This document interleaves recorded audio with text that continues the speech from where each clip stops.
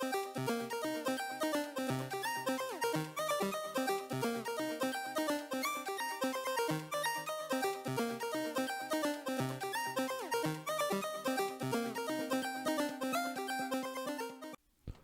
and welcome to Vision Denial. My name is Sam, and if you're new here, I've watched every single playoff game of all the regions in 2022. Yes, including that one.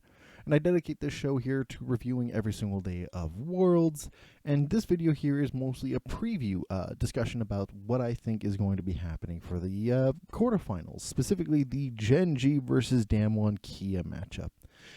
And right off the bat, I'll be taking a look at the matchups here from role to role and my overall thoughts in terms of their performances. But somebody, I think it's Chronicler said that Damwon in summer was the only team to contest Gen.G. I'm going to dispel that real quick. Live Sandbox and T1 were the two only teams to contest them in summer. Damwon contested nothing. They didn't do shit.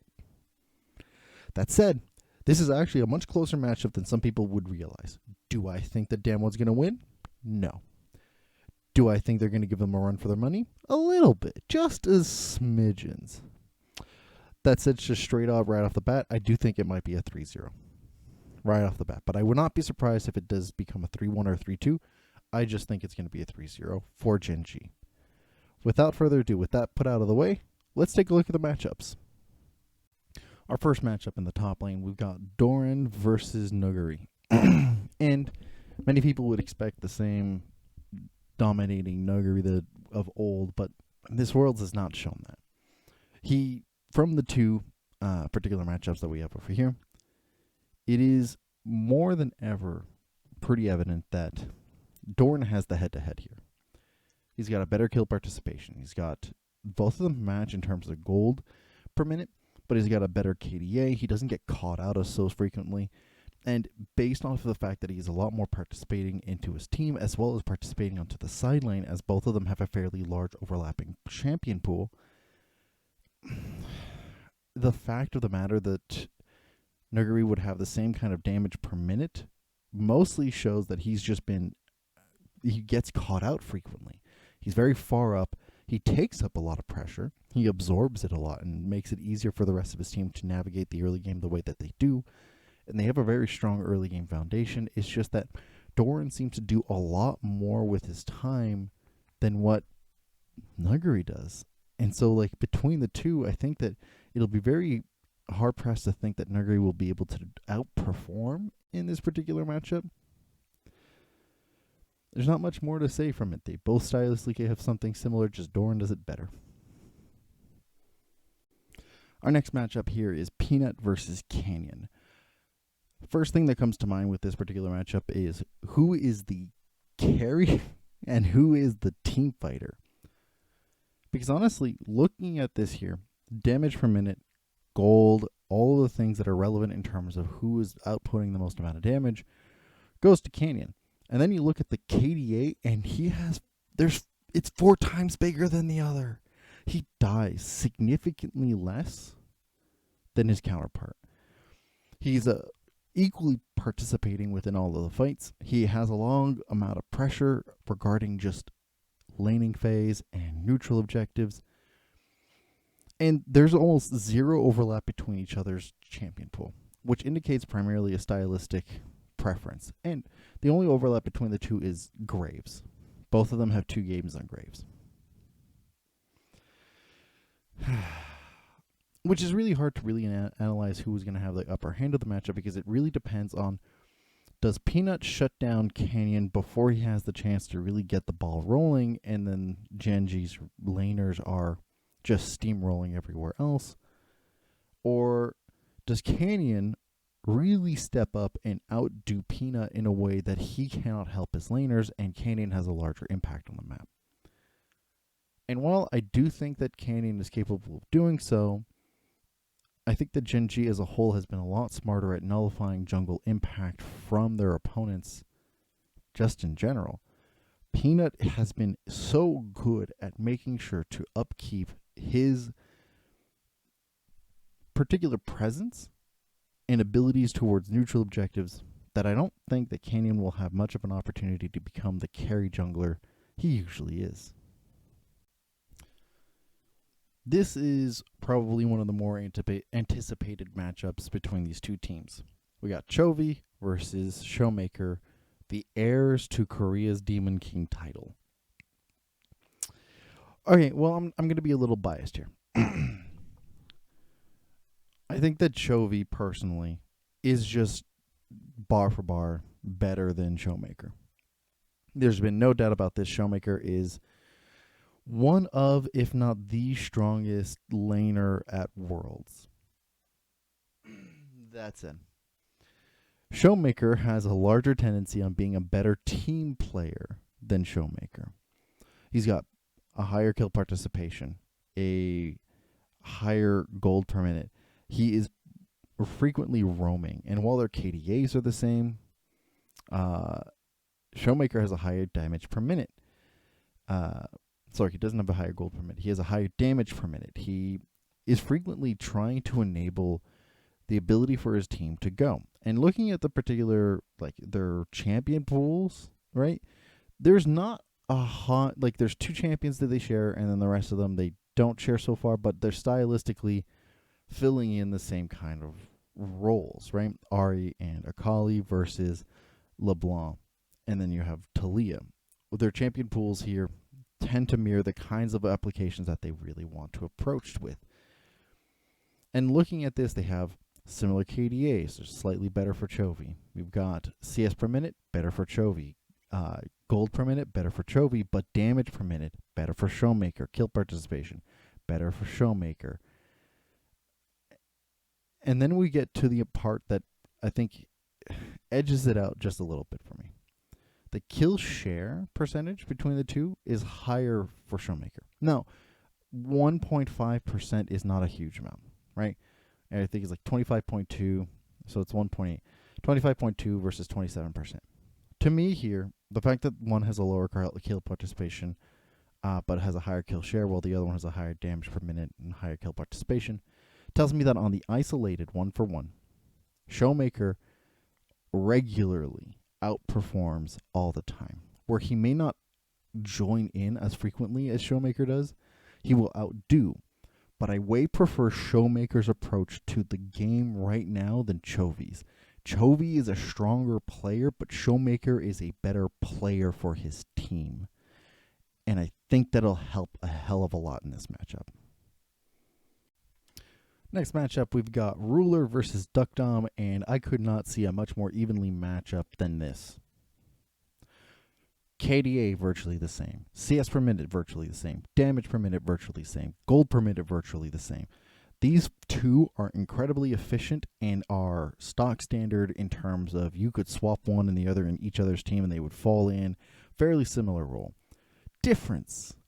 And I think this is just a stylistic difference in terms of the two teams themselves, right? One's a much heavier early game. The other one is a much more well-rounded focused team. Is that deokdam has more kill participation and more kill share on his side. And now that could be, the kill share part could just be an indication of like how the team fights roll out most of the time, but this is a statistically significant higher kill share and a statistically higher kill participation. deokdam gets attention from his team a lot. They put a lot of emphasis onto him. Gen.G says, "Hey, Ruler, you know what to do," and he does it. And so, like, I think that both of them are equally strong in a lot of different capacities. The difference here is that Damwon puts a lot of emphasis on assisting deokdam. Gen.G will only do so when it's relevant to their composition.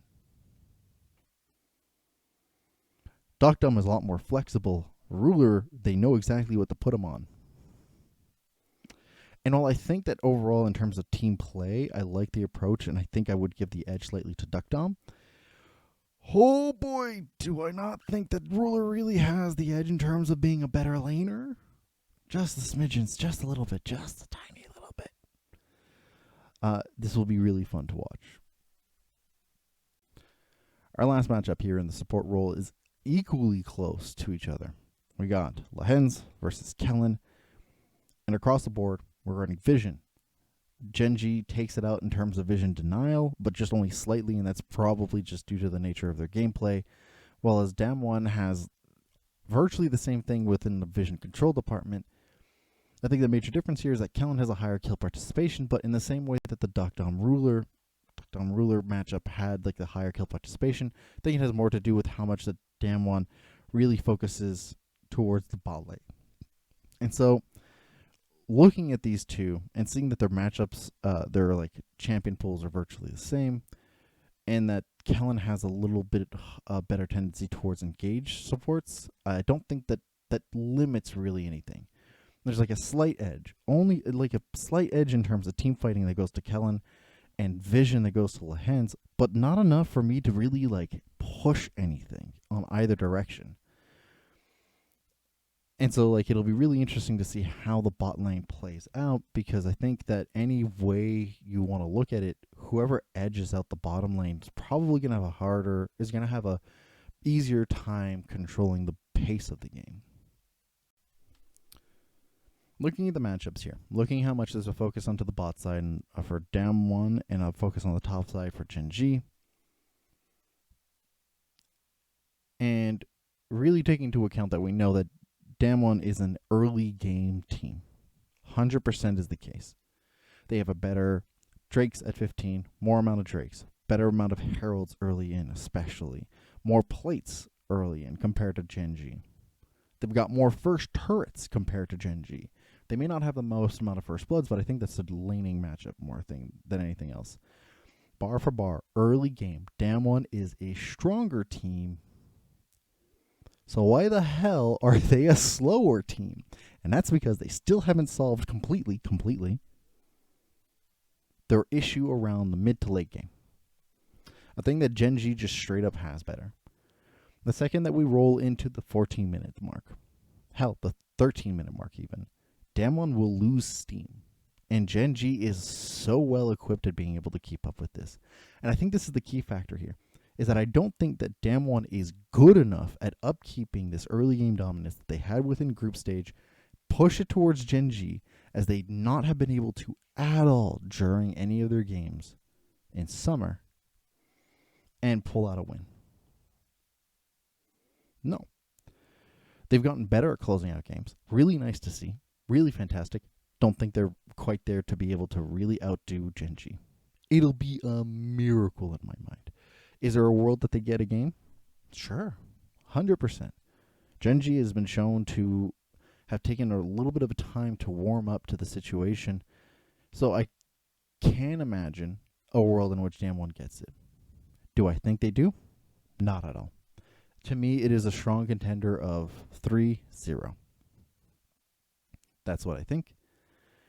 Personally, just from the fact of historically within this matchup, the fact that Damwon still hasn't solved their issues regarding late game approaches, the fact that their games are still pretty long in comparison, first blood issues, team fighting issues, where they do team fight more often together.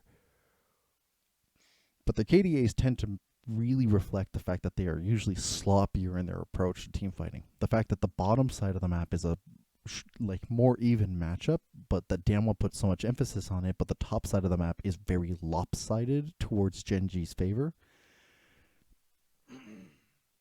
There is enough here where, statistically speaking, it may look close, but there are tiny little nuggets here and there that really edges out towards Gen.G, especially when looking at their more recent performances. And sure, recency bias is a thing, so on and so forth, but this is also coupled with the fact that they straight up dumpster Damwon every time this entire summer. I can understand some people going, Damwon looks good, Damwon looks better than they have been in a long time. This is probably their shot. Probably. To me, I'm still leaning in towards Gen.G. It is a safe bet. An even safer bet would probably be to say 3-0. Those are my thoughts, at least. I would like to hear what you have to think in the comments down below. Do you think it's going to be closer than that? Do you think it's going to be 3-1, 3-2? Or do you think like Damwon probably has a lot more chance than people would give him credit for? I'd love to hear anything that you have to say in the comments down below. If you like this kind of stuff, like and subscribe, all the good stuff. I've got videos on the sides here for previous videos I made within Worlds, as well as all of the other teams and their breakdowns before they had qualified. Thank you so much for watching. I'll see you on the next one.